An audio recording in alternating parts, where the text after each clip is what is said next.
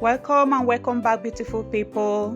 Today I'm going to show you how I made this delicious party jollof rice for 40 people in my small kitchen.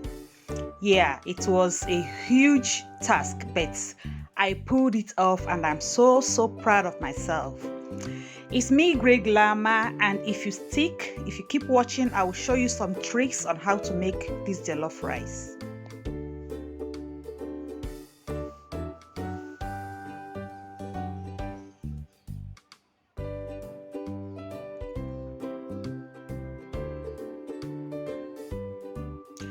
I'm going to leave the ingredients that I used in the description box, and please subscribe to my channel, like the video, and leave me a comment.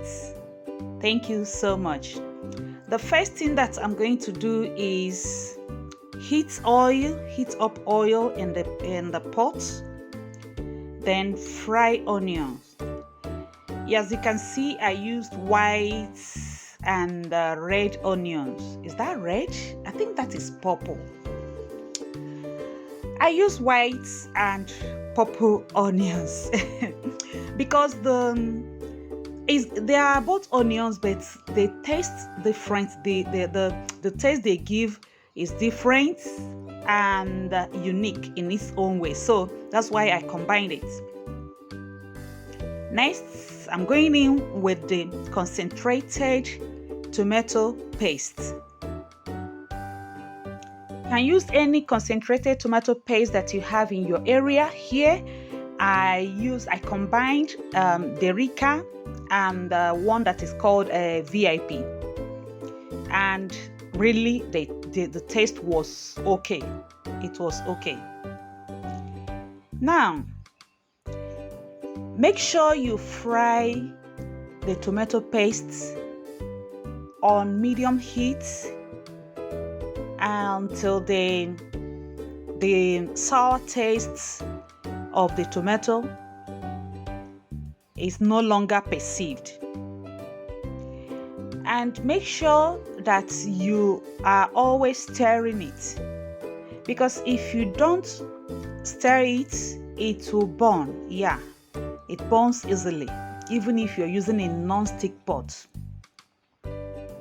Now, as you can see, the tomato paste is well fried. It doesn't have the sticky form that it had in the beginning when I started frying it.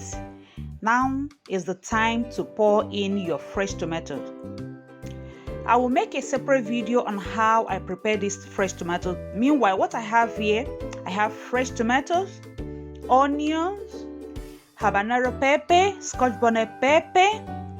I have garlic, fresh garlic and fresh ginger.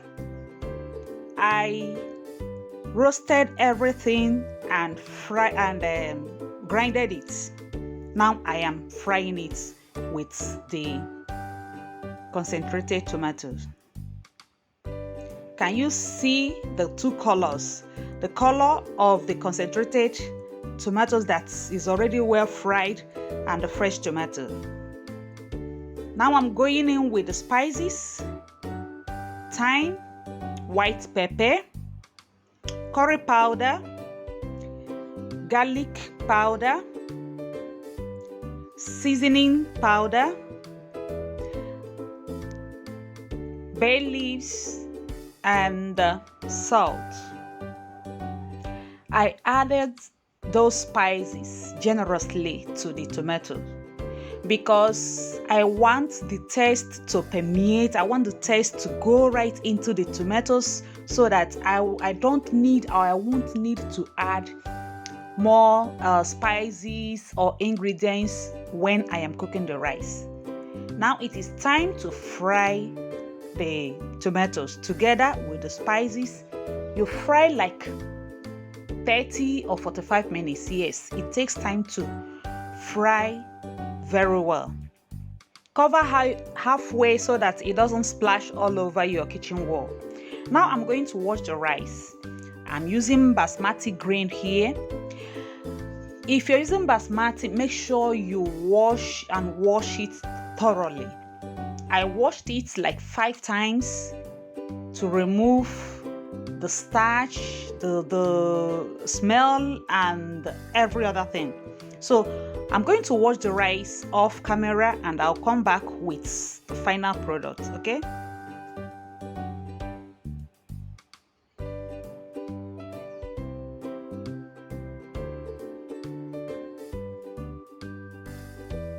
You can see the almost ash color of the water. Now I have washed everything. I washed it 5, like, see, I washed it 5 times and it is clear.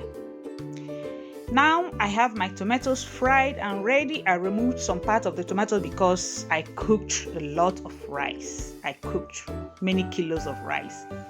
So now goes in the rice into the tomato paste. I'm going to mix everything together very well. Then I'm now coming in with the turkey stock. I have a video of how I made the turkey, so the turkey meat. So you can click it to watch how I made the turkey meat for this rice. I'm using the stock from the turkey meat to make the rice. So when you pour in the stock, then you add hot water. Pour in hot water, mix everything together, and then you can see it's already like boiling. Cover with foil and cook. Like I said earlier, I made this rice in my small kitchen. It took me time, but it came out wonderfully, wonderfully delicious. One of the tips that I want to give you is this. If you're going to make your rice in batches, like make the first one, make the second one, make the third one, if you are cooking with a small pot, make sure you divide the ingredients. Divide the ingredients equally. The ingredients that if you are going to cook 4 times, divide the ingredients, the tomatoes and the stock, into 4 parts so that the rice will taste the same. One will not be tastier than the other. That is one of the tips.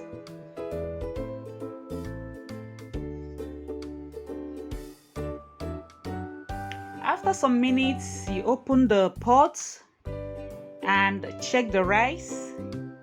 You know, rice, party jollof rice doesn't need much water. What it needs is heat. That's the reason why you cover with foil and cook on medium heat. Now the rice is taking shape, yeah. And this is the time for you to give it the final touches. If you want to rub powder, lipstick, makeup, put eyelashes on the rice, you understand, you know what I mean. Now is the time to do it, because after this time, whatever you add to it is meaningless. I'm now checking for the texture and the taste. Okay, now I'm going to add a little salt because it needs more salt, and then I'll add some water. Cover again and cook. And my party jollof rice is ready. It came out delicious. The people I cooked for, they complimented it. They ate to their, it was so delicious, really. And I'm happy it came out fine. Another tip that I want to leave for you in this video is this. If you are cooking for 30 to 40 people, you want them to eat comfortably, well, and even take something home. Between 13 and 14 kilos of rice is ideal for this. You'll get 2 coolers. When I mean coolers, The coolers that I used two 32 liters of cooler and 14 kilos of rice will give you what you need for the 2 coolers. Again, basmati takes up a lot of ingredients. It consumes ingredients. So you might consider going for evaporated rice. In your area, in your local supermarkets, they have evaporated rice. So you might consider going for it.